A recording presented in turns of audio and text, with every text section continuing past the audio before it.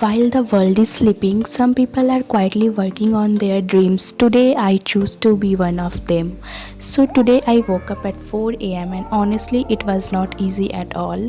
Alarm जैसे ही बजा मेरा फर्स्ट थॉट था बस 5 मिनट्स और but then I stop myself. मैंने सोचा अगर अभी सो गई तो पूरा प्लान ख़त्म.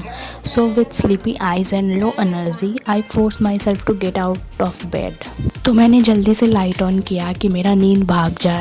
रूम बिल्कुल क्वाइट था, थोड़ा सा dark and at 4 am vibe it just feel so peaceful, almost unreal. ऐसा लग रहा था जैसे पूरी दुनिया रुक सी गई हो और सिर्फ मैं अपने गोल्स के लिए उठी हूँ. मैंने फ़ोन को एरोप्लेन मोड कर दिया था ताकि मैं डिस्टर्ब ना हो पाऊँ. लाइक अब डिस्ट्रैक्शन का ऑप्शन ही नहीं है. So I started my session with biology and today chapter was human health and disease. And honestly ये चैप्टर सिर्फ थ्योरी नहीं है, it connects to our real life in so many ways. So first I revise what health actually means, then I move to disease, then I studied how disease is spread through air, water, food, etc.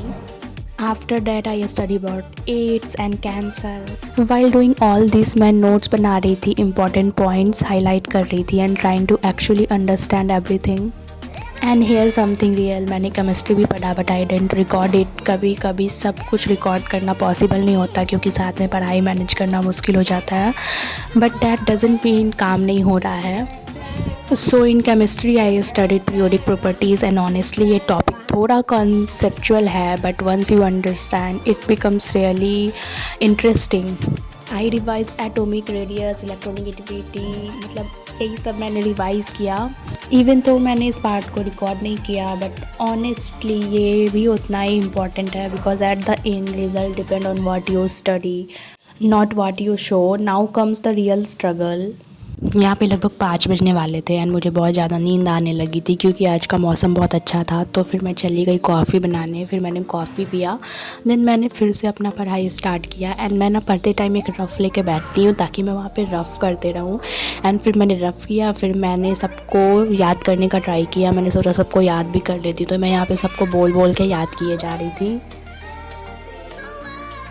फिर थोड़ा mind fresh करने के लिए मैं बाहर घूम के आई. मैंने देखा रोशनी हुई है कि नहीं, बट उस टाइम तक रोशनी नहीं हुई थी तो मैं फिर से चली गई पढ़ने.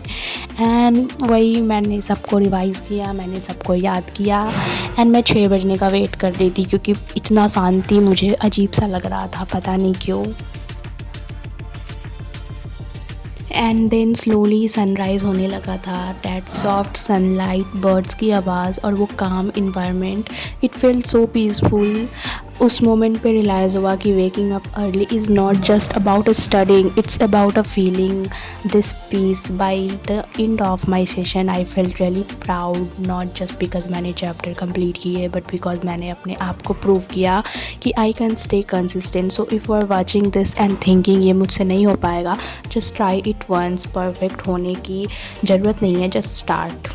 6:30 के करीब मैं चली गई थी वॉक पे, अपना 10 के स्टेप्स कंप्लीट किया. फिर आने के बाद मैंने पपीता खाया. एंड जब से मैं 4 बजे उठी हूँ ना तब से मुझे 6:30-7 बजे तक भूख लगने लगती है हल्की हल्की सी. एंड पपीता खाने के बाद मैं फिर से पढ़ने बैठ गई बट मैंने वो सब रिकॉर्ड नहीं किया यार. उसके बाद मैंने लंच किया. लंच में आज बनी थी पुलाव एंड सब्जी. एंड मैं लंच तारक मेहता देखने के साथ ही करती हूँ. आप अपना लंच कैसे करते हो कमेंट में ज़रूर बताना. एंड आज का मौसम इतना प्यारा था ना, मैं लंच करने के बाद मैं फिर से पढ़ने बैठ गई थी.